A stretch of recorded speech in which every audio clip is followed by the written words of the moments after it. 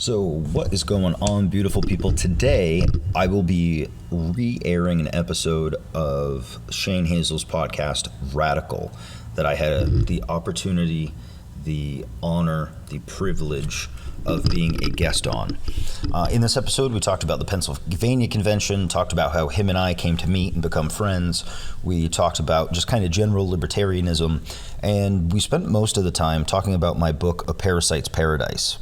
Now, Shane calls this book a classic and a must-read, so if you're interested in libertarian literature, this is going to be a hell of an episode for you. Make sure you pick up my book, A Parasites Paradise, on Amazon. You can get it down in the description below. Just click the link. It'll be there through Prime in about 2 weeks.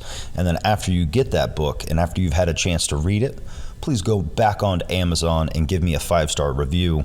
Tell the world why you loved it, and help libertarian literature actually take its place at the forefront like it's supposed to. Make sure you check out Shane Hazel at radicalpod.com. He's got a killer podcast over there, does a lot of great work, and he's running for governor of Georgia in 2022. So give him as much support as you can, and thank you for listening. Let's dive on in.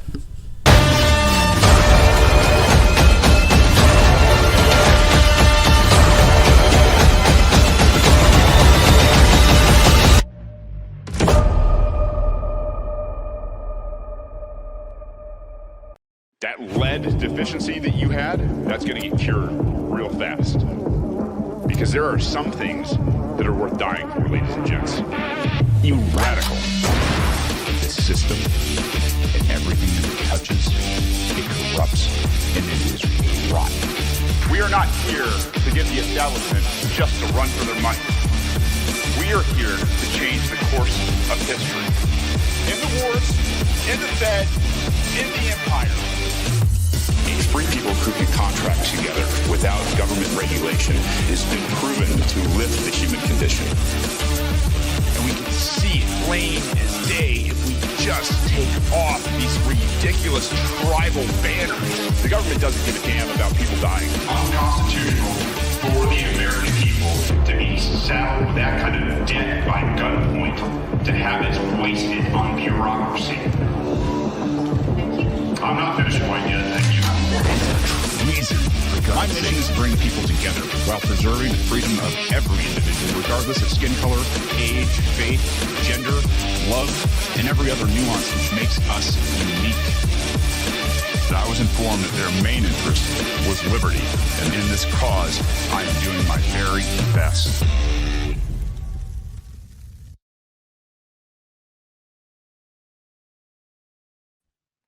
What's happening, ladies and gents? This is Radical episode 123. I've got a wonderful guest tonight. I am super excited. We've been trying to get this together since PA. He is the author of A Parasites Paradise, which I got to tell you is a really cool read that I was not expecting. And he's also an anti-war vet. He's the host of the Aggressive Pacifist podcast, and he runs the Porcupine News Network. Very accomplished man after my own heart, the great Harrison Kemp. Welcome to Radical, brother. How's it going, man? Glad to be here. Oh, I'm stoked to have you. I got to tell you, the lead up to this in the last week, I hadn't really gotten into your book yet.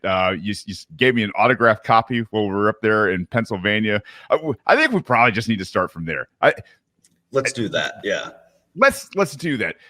Harrison and I rolled into town on Friday. I got there super early because, cheaper flights and all that fun stuff. So I got in. I was like, man, we're communicating through what we communicate through. And I said, man, I'm hungry as a hostage. Does anybody want to go and grab something to eat? And like Harrison and a group just mobbed over, got me up from the hotel. We got into the back of what was it, like a little Toyota or something, like pretty big, a little Mazda, tiny little thing. Like, hey guys, what's going on? Y'all want to go to something to eat? Let's pack in this car. And we went down. We had some beers and some good food, man, and really kind of just got to know each other, spend an afternoon. And I mean, really, it was amazing to meet people that are kind of your tribe. Yeah. It's really cool too, where like I got woken up that morning by my friend Bill, the extremely tall guy. And he was like, hey, we're going to lunch with Shane Hazel. And I was like, why are you lying to me right now? And he's like, no, dude, we're going to lunch with Shane Hazel. Sean's going to be here in 5 minutes. So I rolled out of bed, got dressed, ran downstairs. And then we're on the way there. And I'm saying to myself, I'm like, I'm a big guy. My friend Bill is about 9 feet tall. Shane's a grown man. This isn't going to work. Like, there's no room in here. So we're all just cross arms, squishing. But it was a great day. You know, we got to go check out that beautiful little fountain area, smoked a cigar, had a couple of beers. And everywhere is black and yellow. So it was really nice to be there too for that. So it was a great weekend. Everybody knew each other their entire lives. There was never a dull moment. It was a really cool thing to be able to sit there and have discussions. Like, you know, this is where I think libertarians should save that big brain shit, right? It's like, hey man, you know, you guys want to talk theory and strategy and, you know, the different philosophies and authors and, you know, whatever, like save that for your meetings with other like-minded libertarians, not when you're out there converting it. I'll tell you what, man, it was just like, I don't know, very stimulating, very like at home, in a very, you know, different place. But it was, I don't know, probably one of those trips I'll never forget. Well, and what was cool about it too is like we as libertarians have some inside jokes that nobody else gets.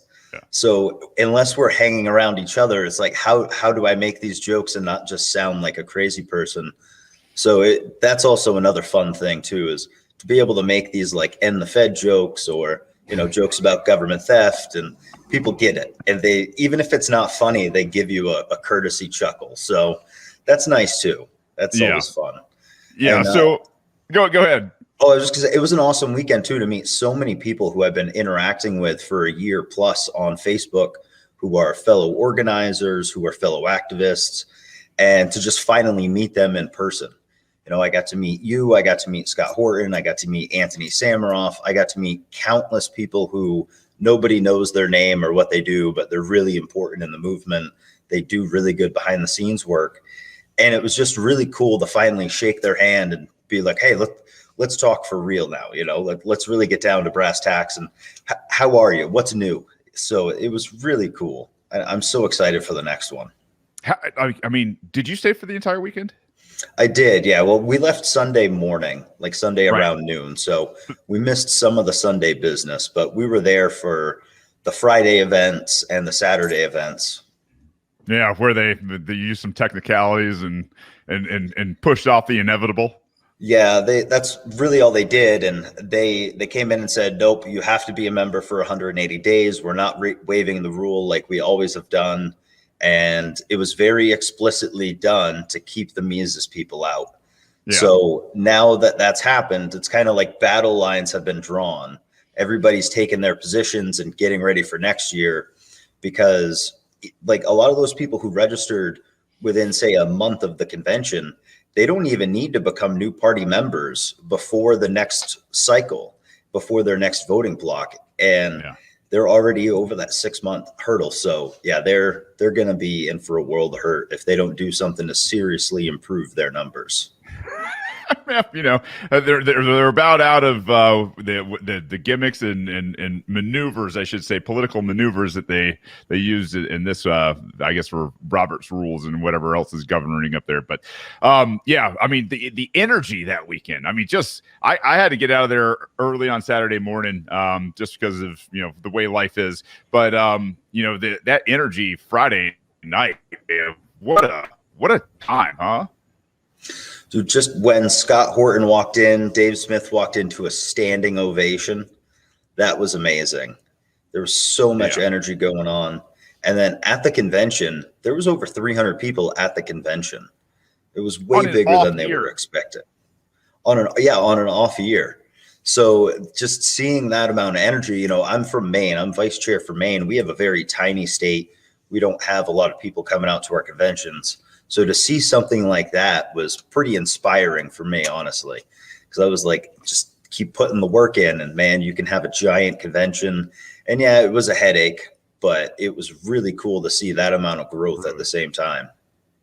Yeah, I know. When I saw that many people show up, and the fact that the actual party didn't want Dave to speak at their convention, and they said, "Well, screw it, we'll kind of do our own thing. You can tell us we can't speak there, but you're not going to shut us up." Like I was like, "Yeah, right on, man." And the room, holy cow! I mean, to have 300-400 libertarians in there going nuts, and I'm talking like like the alpha type people. Like, this is why they don't want alphas getting together, right? Like, this is, we might not be the smartest, but we're definitely pretty loud, and we can seem aggressive. We're maybe a little more knuckle draggy than a lot of libertarians out there. We don't really care what other people think of us. I think it's a great blend of energy, and I don't know, just the whole night was just a ton of fun. I had a great time meeting everybody.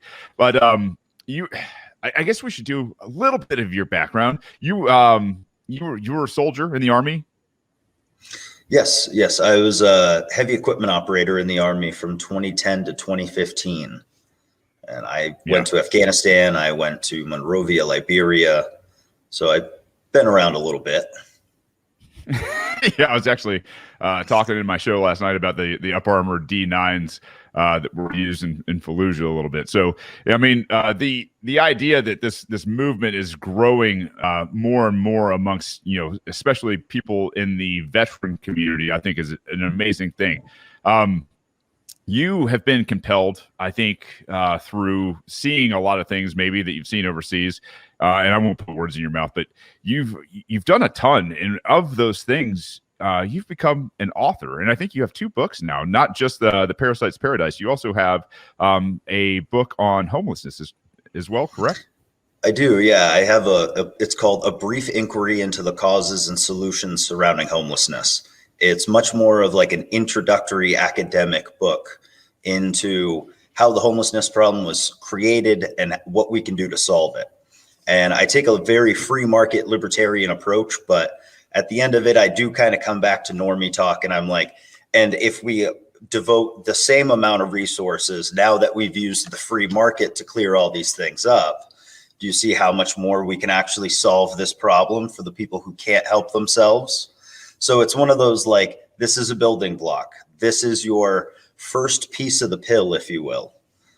And I'm working on my 3rd book now, which is, it's going to be basically a sales book for liberty activists. So that way, when we go out and we're trying to petition, we're trying to do fundraising calls and membership drives, we have something, some type of phone script, some type of email script that we can operate off of, because a lot of us don't have sales experience. A lot of us have never asked somebody for money in our life unless it's working at a cash register.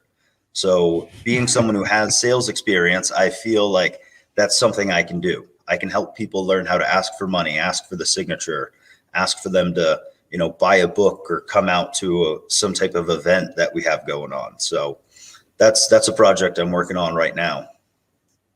Yeah, you're a very busy man with all that's going on. I do want to dive into your book, because I think there's plenty to talk about with it. And as a guy that's got about 15 book ideas, rattling around in his head, I think it's also a good idea to get the mechanics of bringing a work to publishing on top of everything. But first things first, A Parasites Paradise, man. What was your inspiration to do this? So, all right, fuck it, we can say anything, right? So the truth is, right. I do psychedelics every once in a while, and this kind of came to me during a light acid trip. I was like, I really want to write a book, but I had all of these ideas, like you said. And basically what ended up happening is I combined them all into one book. And so kind of being in this creative state. When you say you had multiple ideas for different books, and you said, screw it, I'm throwing them into one book. Yes, that's pretty much what happened. Okay. I had this idea, like I wanted to write about Irwin Schiff, and I wanted to write about what happened to him. And then I also wanted to write about Duncan Lemp. But I came to the conclusion, like, all of these are really short stories. They're like a blog. It's not a book. So let me combine all of that And then also, like, how many people have ever heard of the Alien Sedition Acts of 1798?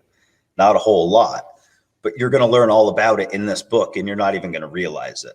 So I combined Yeah. all of these things that are really boring to most people, and I put it in this fake story, in this fictional historical story. And you get to meet all these really important people like Mises and Rothbard and Paul Krugman, and Prescott Bush makes an appearance. There's just so many people that and you might not realize it while you're reading through, but there's a little decode section at the end that's going to tell you all of these things. Like, this is what the dates mean, this is what the times mean, the names mean. So that way you can explain to your normie friend, like, hey, look, this is who these people are. You can go do some more research.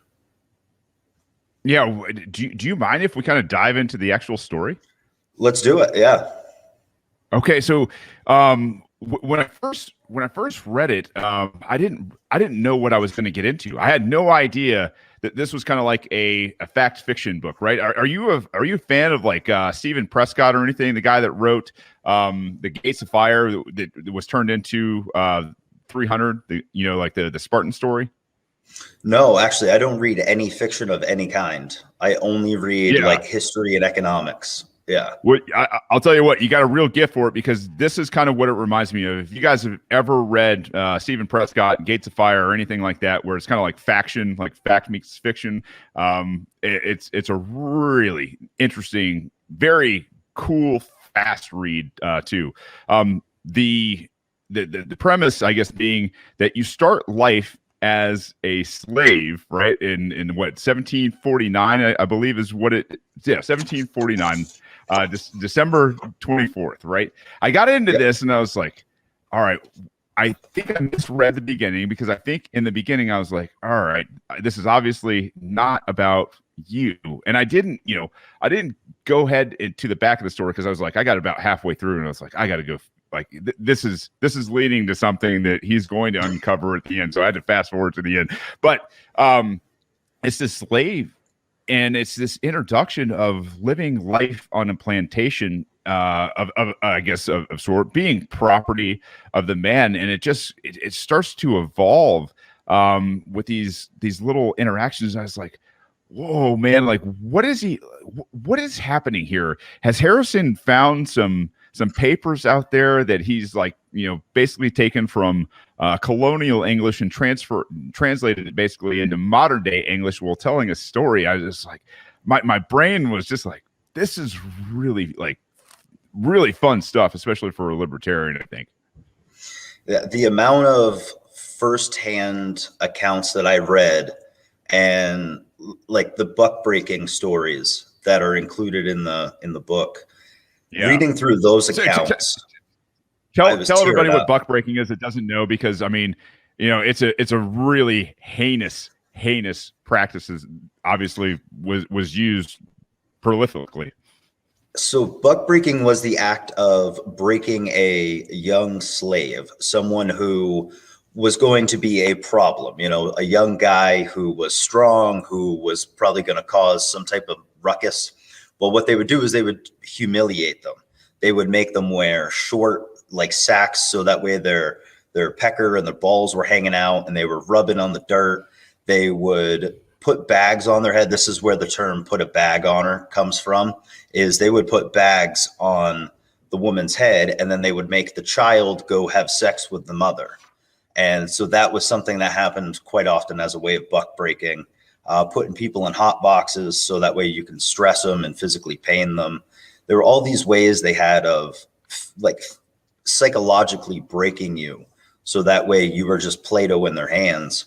And I talked about a couple of them in the story, and the one that really hurt the most was reading about them making, God, I'm tearing up just talking about it, making them have some teenager go have sex with their mom, and then pulling the bag off after he was done. And it's like, that's just the amount of the lack of humanity that goes into even thinking of that is just so absurd and disgusting that, when you read something like that, it's like, this is on its own, this is fiction. So something like that just had to go in the book. Yeah. No, Yeah, I basically, mean, you're right. That those first bits there, I read a lot of firsthand accounts. I read a lot yeah. of these old timey colonial papers and whatnot, and then I kind of used my own brain and turned it into modern day language. And I do that Yeah. I throughout a lot of the mean, book. it's masterfully done, and I mean that. I mean, it's such a Thank you. fun, fast read. Like there are few books out there that I'll pick up and be like, oh, I got to keep going. I got to keep going. Right. Like a lot of it's philosophy, whether it's, out of Cato or Mises or wherever. Right. And you're sitting there like, oh, fuck, this is boring. This is boring. This is what libertarianism needs. This is that shot of culture through storytelling that we've been terrible at in the past, and to bring to life that the kind of fast forward, I guess, to one of the incidents between Dr. Moore, the guy that 88 helps out, 88 being the main character, beautifully done, by the way. Was it Irwin, the guy that he saves on the street? Irwin. Yeah. Yep. So Irwin, he saves on the street. He takes him to this Dr. Moore's place, and they start having conversations. Yeah, he just starts talking to him like a person, and he starts having 88, who's the slave, helping him, and he's asking him, why are you doing this? And he's trying to get to the root of it because he knows there's some reason there. And long story short, 88 helps him, ends up telling Irwin, hey, I'm going to come back. I'm going to see you again. And Dr. Moore is like, why would you do that? He's nothing to you. And he's like, well, because he's a friend of mine now. I promised him I have to come back. And he's also kind of concerned at the same time because he doesn't know why he was just getting beat up. He has no clue. So he, if I remember correctly, he goes to leave, and him and Dr. Moore have one final exchange where he's like, well, what's your name? And he's like, I'm 88. And he's like, well, when are you going to get a name? And he's like, not till I'm free. And it's like, well, no one knows when that's going to be. And that's kind of the whole crux of the book, is for the author to figure out, amongst a lot of other things, when is 88 actually free, at what point? Yeah, and I'm not going to spoil the ending, and maybe we'll kind of leave it there. But I thought it was very interesting that both Irwin and Dr. Moore were like, "Hey, listen, we're going to work on that name thing, and give you basically some personhood, right?" Yeah, and you really see that relationship build throughout the whole book. They really become a tight-knit family, and without giving too much of the story itself away, at one point they really are family. They're all they have, and they're fighting against the government. They're trying to make a life for themselves. They're battling real world, normal day hardships, and they're all they have. And they're the most ragtag group you can imagine. It's this guy who's being arrested and sentenced to death for not paying taxes, with his old sick wife, and then some brand new freed-ish slave who's still kind of property. So it's just this. And there's so many tangents that get happened on with, different characters you meet who are real world stories, like George Floyd is in there. Duncan Lemp is in there. There's just so much going on. It's like every time you think you know exactly what just happened, there's something you missed.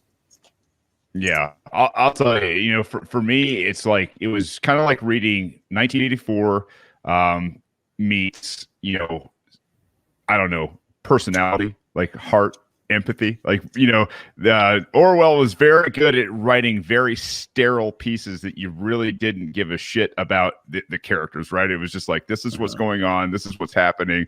But this, man, you actually really kind of, you find yourself rooting for 88, and obviously you kind of see this evolution, because in libertarian circles, it's happened to all of us. We've had these realizations, and the discussions with Irwin about your property, but guess what? I'm still a slave, even though I'm quote unquote free, right? Like, you see all this kind of stuff. I thought the use of a number it was very, very powerful, and I knew exactly where you were going with it from the very beginning. So I won't let's leave the book at that. I will tell you guys, if you haven't a Parasites Paradise, can they order this from your website, or is it also available on Amazon and everything else?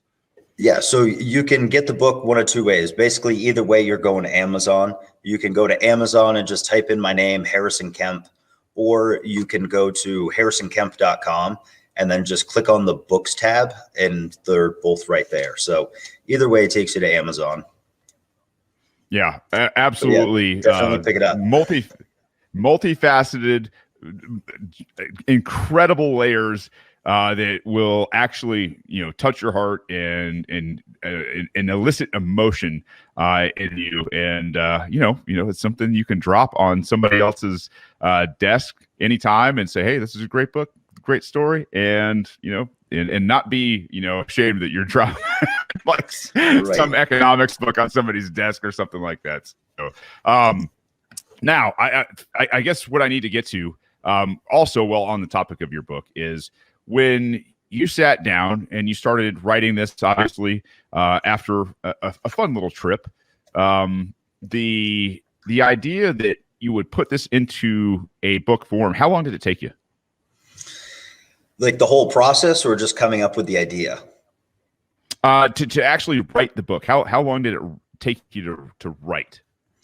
So the writing phase kind of happened in two parts. I got really, really excited about it, did my whole outline, wrote the first few chapters, and that took me about a month. And then I put it away for a little while. And I moved and I started a new job, and then life took over for about 6 months. And then one day I was like, hey, it's the Rona season. I have nothing to do but finish my book.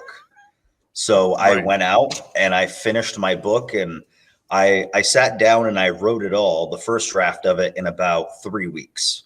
So I wrote probably about 150-ish pages of it in about 3 weeks. It was just one of those things where I had the whole story laid out in my head, and I just kept writing and writing and writing for like 8 hours a day. And then once I had the initial outline done, I gave it to a buddy and I was like, read this and tell me if it's even worth going through and doing a second one on. And so yeah, you had a question? I mean, to be able to sit down and write 150, as somebody who likes to write, who doesn't publish a lot of writing, because I just don't have the time. The writing process, are you one of those people that will just, flow of ideas, just keep writing, and not stop because you got something, it doesn't matter, and kind of like piece it together later? I go through spurts. It depends on the day. Like some days, if I just don't feel like doing it, if that day it is a chore, if that day it's work, then at like 5 o'clock, I'm like, all right, time to pack it up and watch TV for the night. But other days, I'll literally go till 2 a.m. because I can't stop. I've got, like you said, the ideas are flowing. And most of the time, that's how it is. Most of the time, I just keep going. But every once in a while, looking at a computer for that long, sitting in your chair for 12 plus hours a day, you hurt. So you have to take some time off. And what I learned actually doing this book, the first draft of it, was that I need to take 2 days off during the week, because if I don't, I'm unproductive the rest of the time. I can't sit in my chair comfortably and think long enough to go. But yeah, it's really just a dam, and I remove the levee, and then the water flows, and I write a bunch of crap, and then I go back through and I say, all right, I need to adjust the timelines, and I need to make sure this person is actually in that place where they're supposed to be, because there's a lot of moving parts in the book. So the hardest part was actually the second edit, because in the original edit, it was just like a bunch of word salad. And I had to then make sure that all of those timelines were right, because otherwise someone would come in and be like, no, you said that he was born in 49, but here we are in 1760, and somehow he's 20 years old. The story's ruined for me. So I couldn't have that. And as you know, because you've looked at the decode part of it, right? There's a lot of little tiny intricacies that are coded in there that I had to make sure were just right. And all of those tiny intricacies tell a story of their own that is just kind of like, make your own assumption off of this. I'm giving you this kernel, make an assumption. So I thought that was one of the greatest parts is like at the end, you have all this laid out. And I don't think I've seen this in another book. I think, to bring in the inspiration into your writing and to show people why you did things. I think it almost, automatically creates this, what's it like, what they call a cult following, right? Like this really neat fan base where you can go, oh man, like I'm all about these stories and these ideas and the fact that these can be woven into a story over 240 plus years ago. You're like, that's a gift, man. Like to have those ideas. I mean, I'll get into where the ideas come from here in a minute, but in terms of mechanics, because I think we need a lot more people publishing stories, and I think we've got some good dreamers and we've got some great minds out there. Without some understanding and know-how, you're a published author. How did you go about getting your book published? I owe it all to Tom Woods. So I was sitting there listening to the Tom Woods show, as every good libertarian does. And he's like, hey, if you want to get your website, make sure you use my link. So I used the link. And then from there, I found out Tom Woods has this whole package where he'll teach you how to self-publish a book. So then I took that course and I went, holy crap, that's actually really easy to do. So I self-published my first book. And then I started selling it.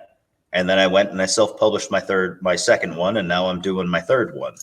So with really no know-how, you can spend 2 hours watching a couple of YouTube videos and then you can do it. I mean, it's not as cool and glamorous as getting a deal with like Regery or Regery or whoever that is, Penguin Publishing, whatever. But truth be told, they only pick up like 1% of the books that ever come to them, and then from that, you're not going to make shit for commission. So if you self-publish, you're going to make 60% of the commission on every book. So once they take away the printing cost, the shipping fee and whatnot, you're left making $2 rather than 70 cents. So, I mean, You don't have to be a genius to figure out that if you know how to do a little bit of marketing, self-publishing is the way to go. I think it's absolutely phenomenal. Totally awesome. There goes my awesome Canon camera after 30 minutes. No, we're good. There it is. all I gotta do is reset it. I wanted to talk about one other aspect of your book that I found, I guess somewhere where this book would be extremely useful, and that is urban America. People, I think, that have been indoctrinated in urban areas. I think this would be absolutely fascinating to leave copies around and to see, people's reaction to these things. I would actually be very interested to see their reaction. And, everyone who is from urban America that I know who's read my book has pretty much the same reaction to it. And that's, holy shit, I can't believe all of that was real. So, just wait till the next book like this comes out about the Black Wall Street. That one's really going to fuck with people. So Black Wall Street. Can you give me a preview? So yeah, the like Tulsa bombings and how they took out, Yes. Black Wall Street, right? So basically I'm going to go with the race riots and all that, but it's going to be I'm going to set it in Russia. And it's going to be between the proletariat and the bourgeoisie rather than blacks and whites. And then it's going to be that the bourgeoisie comes in and destroys a whole proletariat town. So I'll tell the exact same story, but with bourgeoisie and proletariats rather than blacks and whites, and really see what kind of response we can get from it. I love it.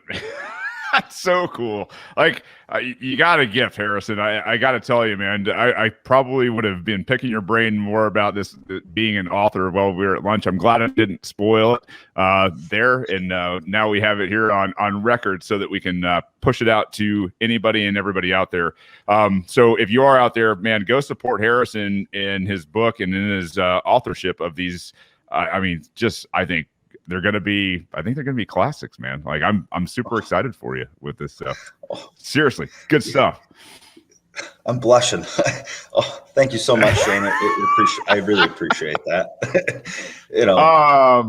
I really appreciate that. I mean it from the bottom of my heart.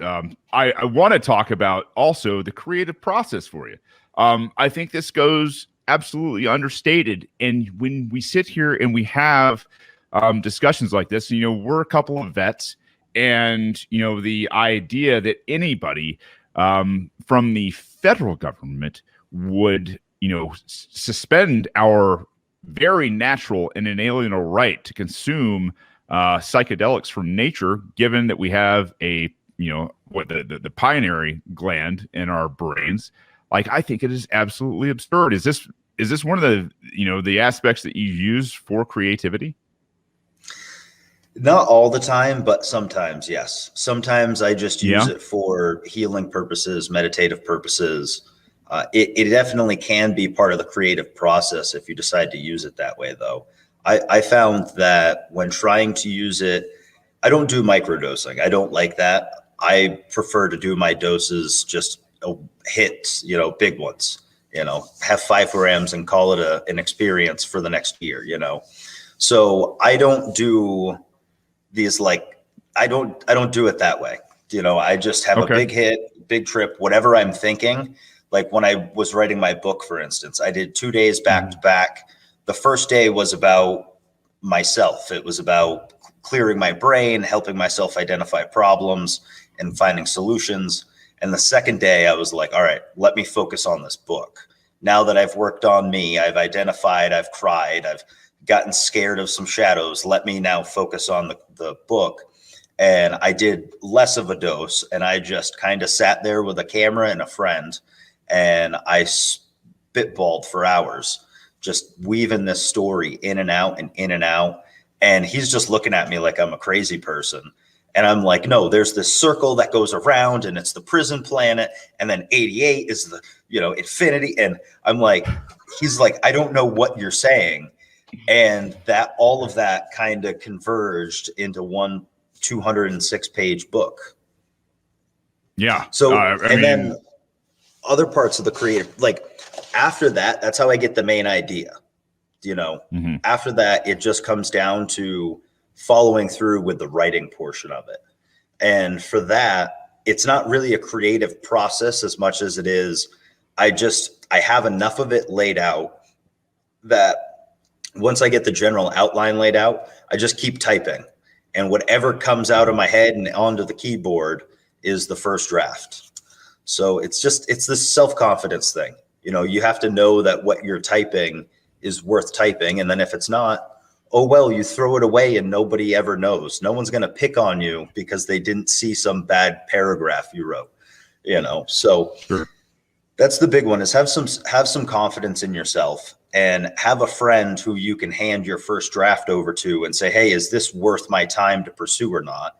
And if they say, dude, this is horrible, this isn't even like English, then maybe you need to change your direction, start a new project. But if they're like, no, you're onto something, here's some feedback, then keep going forward. Had you ever tried writing a book before this? No, I actually always hated writing. I hated writing when I was a kid. I hated reading when I was a kid. It wasn't until after the Army, once I discovered cannabis, that I actually got into reading and writing and being kind of creative, so it's funny. It's like, I got off all these pharmaceuticals that the government had put me on, that they shoved me on. Yeah. I had this salad. Talk about that for a second. Let's do that. Yeah. So I was on a salad. What were you on? Oh man, I'm telling you right now, like they tried to throw. I went in for, I don't know, my last check. That was years ago now, and they asked me, how was I doing mentally, physically, and all that fun stuff. And I was like, I'm fine, I'm good, I'm a productive member of fucking society. Kiss my ass. I'm not going to tell you guys I have PTSD or anything. Like and maybe I didn't even know it. Right. I had Chick-fil-A for breakfast, so my blood was like gravy. And they gave me cholesterol medicine 2 weeks later in the mail. And with that, a real nice package of some type of, I imagine, mood, quote unquote, stabilizer or something like that for my consumption with unlimited refills. And I was just like, fuck this, man. It's all going right in the trash. I never got any more of it. I never re-upped, that's for sure. Yeah. Well, man, when I got out, I had a knee brace. I was on a cane. I was barely moving. I was on 7 pills a day. I was a zombie, and I went from that to, I found cannabis, got off all of the psych pills, the depression, the anxiety, the sleep. Yeah. And then after that, I was like, man, this is working. Let me start trying some topicals for the inflammation. And then lo and behold, within a month, I was off all the other pharmaceuticals. So I'm 6 years off pharmaceuticals now, 5.5 years off pharmaceuticals. And before I got off of them, I was just lethargic, working a dead end job, working at like some gym part time. And I got off of them. I got a sales job making good money. And then I started writing, and then I started podcasting, and, it's like pre-cannabis Harrison and post-cannabis Harrison are 2 different people. Because now, if I didn't have all of those physical and mental ailments, I probably wouldn't have done cannabis. I had no reason to. There was no in for me. I was a Navy brat when I was young, so I was always taught drugs are the worst thing you can do. So when I got out of the Army, if I wasn't messed up, I wouldn't have needed pharmaceuticals, which means I wouldn't have been interested in cannabis. So it's kind of this weird circle, Pharmaceuticals are our gateway drug to better drugs. That's right. I think it's awesome. It is. And some people are addicted to it. Like, I notice myself, if I don't have cannabis for a day or 2 in a row, I feel like shit. But it's not a mental thing. It's not like I got the sweats, I'm detoxing. It's like, man, my joints really hurt right now.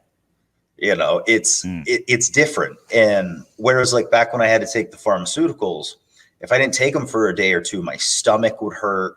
I'd like start getting the sweats. I couldn't sleep right. Or I was an asshole.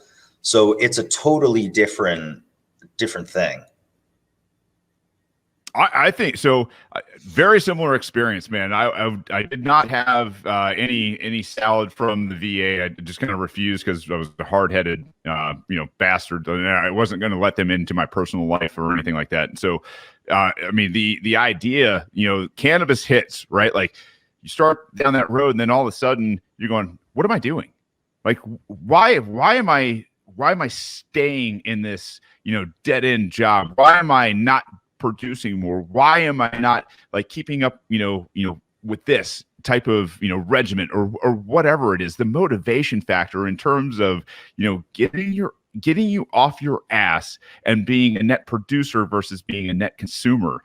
I mean, it changed everything. And at the same time, it just hardened my resistance to the government at the same time, because it's super, super high doses of like, THC edibles will do to you in terms of showing you some things, along with, like psilocybin.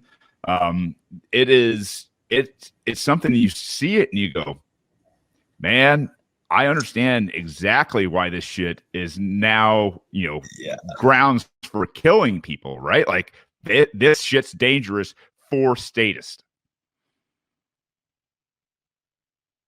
Oh, there we go. So yeah, I got you. Before I got into psychedelics of any kind, cannabis, I was kind of an asshole, angry person all the time. And like I said, so it's funny, I get out of the Army in November of 2015. I'm like on a cane. I have knee problems, back problems, can't sleep. And then I make the switch over to cannabis. 6 months later, I do my first Spartan obstacle race, 3 miles over the obstacles and whatnot. And then a couple months after that, I do a 16-mile one over the mountains. So it's like, really, the pharmaceuticals were the way to go. I went to a plant and I can run, I can jump, I can lose weight. Like, none of this makes sense. And when you realize that you were lied to from such an early age about something so helpful, now it can be used in an unproductive way. That is always the truth. Sure. Like, anything can be. But for the most people who use it properly, who know how to use it properly for themselves, especially if they're doing it for medical purposes, it's such a life changer. Like, I don't like drinking anymore. I would much rather smoke, you know? And it's just, I feel better. I'm more relaxed. I'm in less pain. I feel more like me, like how I'm supposed to feel. And it's almost like we have these receptors in our brain that are meant to attach to cannabinoids, you know? It's almost like it's that whole endocannabinoid system. If I was going to name it, that's what I'd name it, the endocannabinoid system. Right. I mean, it's almost like we have this thing perfectly meant to accept cannabis into our bodies. But yeah, alcohol is poison. So which would you rather have? Yeah, you know, there's so many books I'm thinking about at this moment. You ever read the Invention of Air? I may have asked you this I did ask you this. We did talk about. No, you've told me about it, but I haven't gotten it yet. No. Yeah, it's very interesting, probably pretty boring for the average reader, but you know, it's one of those things where, you know, the stimulant for the brain, you know, in terms of coffee shops and all that kind of stuff, is very much related to where human society's kind of made big jumps at the same time as freedom was percolating, right? Like it's kind of this underlying theme that, like, hey man, as brains are thinking, we're thinking about more things in terms of liberty, in terms of freedom, which obviously causes great expansions and great lift in the human condition. But the psychedelics, you know, in what you were talking about in terms of not only body, in terms of spirituality, and maybe getting, you know, more connected to something so ancient and so human, it is really kind of had a revelation on me. Is that been your case at all? It's completely changed my spiritual outlook on the world. You know, once you realize that everything you were taught is wrong, you start going back to your bases and relearning everything. And when you allow yourself to start relearning things as an adult, you come to find out that a lot of what you had known, you don't really care about, you don't really agree with. It's just been drilled into you. So like, I was raised as a Catholic, and now the closest thing I identify to is a Hindu. And it's because I have a spiritual belief now. I don't have a religious belief. You know, I think that we're all connected in some way, whether it be consciousness or whether and when we get into this, it's like, unless you have done psychedelics in a group of people, it's very hard for you to understand how we could all just be connected as one, like in a conscious manner. You know, when you have 6 or 7 people who are all seeing the exact same thing and you're all on the same drug, it's like, maybe there's more to this than meets the eye, you know? And especially when you think about, like, psilocybin doesn't make more parts of your brain active. It deactivates parts of your brain. So you're taking in less filler. And we as humans only see about 0.05% of the light spectrum. So if we're taking in less than that and we're filtering out some visible light, that means there's other things there that are being hidden. So whether it's all being done in your brain or it's really there, it's very interesting to think about.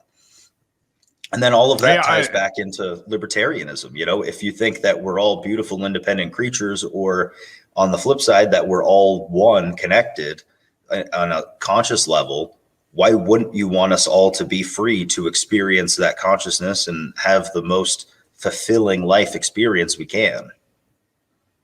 Have you read The Immortality Key by any chance? I have not, no. Did I just quote part of you it? should edit. Well, you'd really like it.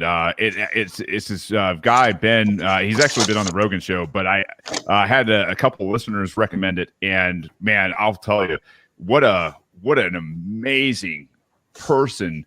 Ben Maraska, I think is how you say his last name, but he goes into this talk. He's a classically trained linguist. I mean, the guy knows every damn language that's basically circulating in most major countries. And I mean, he knows ancient Greek, he knows, I think, some Russian, he knows, everything in terms of Spanish and French. He can go into Italian, he can go into Latin, Aramaic, all the Farsi and the Middle Eastern dialects and things like that. And on top of it, he's done his research in botany, in anatomy, in religious history, and archaeology and shit. And you're sitting there like, this guy's better than Indiana Jones.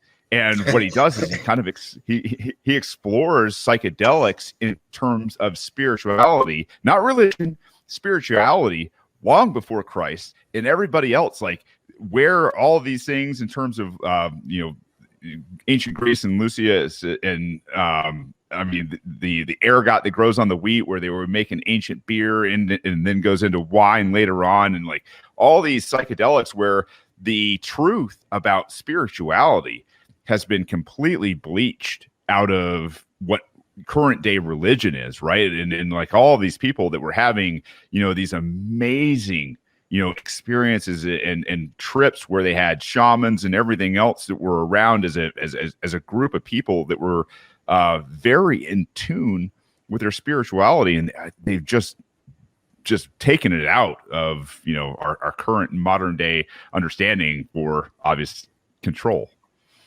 Well, if you look at simple things like organs from a long time ago, they're all meant to play very certain frequencies. And they're all healing frequencies, like 528 or they're 963, that helps to invoke this creative mind that we have. Or maybe it'll even be 741, which is meant to really piss you off. So it depends on the context of the speaker as to how they would play the organ, But what they could do is they knew that they could use these to heal people, to invoke people. And whether that's real or not, that's like whether you can actually do it or not. This was something they thought. This was part of their spiritual belief that we just look at it now and we're like, oh, those were really cool organs. And we never talk about the fact they thought that they were literally invoking emotions in people with them. It's just completely gone from history. So yeah, it's very interesting. Yeah, no, there's so much out there, and I think that's maybe one of my most childlike desires as a 41-year-old now is like, man, everything that I'm learning that I've been, denied basically by this power group out there that I call the murder cult is just like, I can't wait to learn more about it and to see, stories evolve and to read, books like what you've done here with, A Parasites Paradise. I'm super excited about the future. I am too. Really, I'll tell you the truth, man. If I had $1 million, I would spend it to buy copies of my book. Well, first I would hire somebody to make me a nice cover, because this one looks like shit. You can tell I made this myself. Dude, but I would pay someone to make a nice cover. And yeah, Top Lobster, make me a cover, dude. Appreciate you. And then I would spend $1 million to just buy copies that I could hand out. So if there's a mystery millionaire out there, you know what to do. Yeah, we got to find some of those guys, and I'll tell you, very worthwhile, especially for people who are very into the history of slavery in America, what it is, what it was, what it will continue to be without some type of awakening. But we're running up on an hour, Harrison. It goes fast. How can this audience help you? Where can they find you? Tell them everything. All right. So, number one thing you can do is go to harrisonkemp.com. That is the central hub for everything I got going on. You can find my podcast, The Harrison Kemp Incident. You can find my books. You can find information about the Libertarian Party of Maine and what we're doing. Tell you quickly, dude, we just got our ban on no-knock warrants, our bill to do that, passed through committee unanimously. So Wow. So Maine is quickly becoming a very libertarian state, even though things are very fucked up at the same time. We don't have to register guns that are under a 50 cal. We don't have to, like, we have legal weed. Yeah, you have to get a license, but as long as you get pulled over and you have a gun, it doesn't matter. Like, you get pulled over with a gun and weed, they don't give a damn. You are free to go. Oh, like it should be. Exactly. And then now we're getting rid of no knocks. So, once we get rid of some of these taxes, then we'll be a pretty safe state for you to come move to. But other than that, I am one of the managers at Free Speech Media. So you can check us out on facebook.com/Free Speech Media. We have all kinds of content from the libertarian spectrum, 7 days a week streaming. And actually at 10:30 tonight on there, we have Scott Schluter, who is making a special announcement about his governor candidacy for Illinois. So if you are interested in that, check that out. Yeah.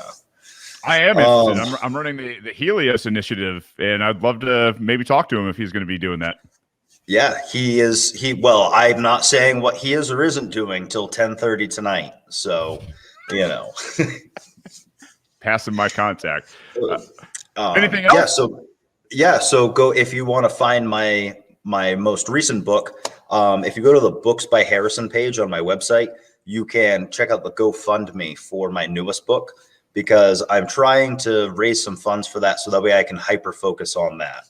And the idea is to be able to really crank that book out in the next 2 months, get it off and have a month of editing and publishing, and then have it in people's hands by September 11th.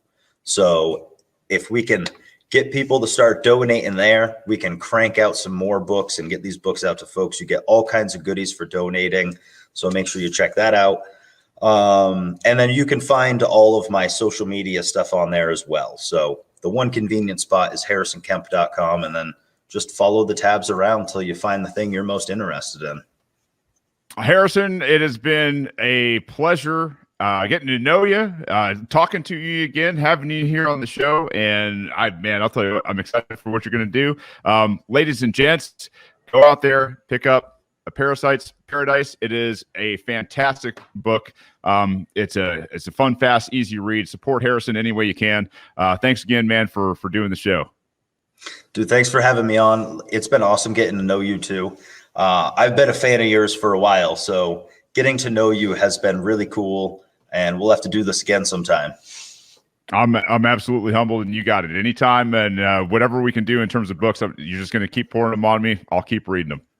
That's the goal, man. I'm trying to do one real book a year, like one 200+ page book a year, and then one smaller book like my book on homelessness. That's only about 60 pages. It's just a quick, basically an extended blog, and you can actually read that for free on the computer on my website, or you can buy it in a nice little paperback version. So I prefer paperback. Typical unmotivated stoner, man. I'll tell you what. No. Hey, take care, Harrison. I appreciate you, brother. We'll be talking Thank you, soon. Shane. It was awesome. Everybody, thank you so much. I love you. I need you. Peace. Thank you for listening to this episode of the Harrison Kemp Incident. Like I said, it was a rebroadcast of Shane Hazel's podcast, Radical. So make sure you go check him out at radicalpod.com. Check out all the great work he's doing over there and support his run for governor of Georgia in 2022. You can find all of my work at harrisonkemp.com, my blogs, my podcast, my books, all of that great stuff. And if you want to pick up A Parasites Paradise, you can get it down in the description below. Make sure you pick that book up, and once you've had a chance to read it, share it with your friends, and go on Amazon, give me a 5-star review. I'll see you beautiful people next week.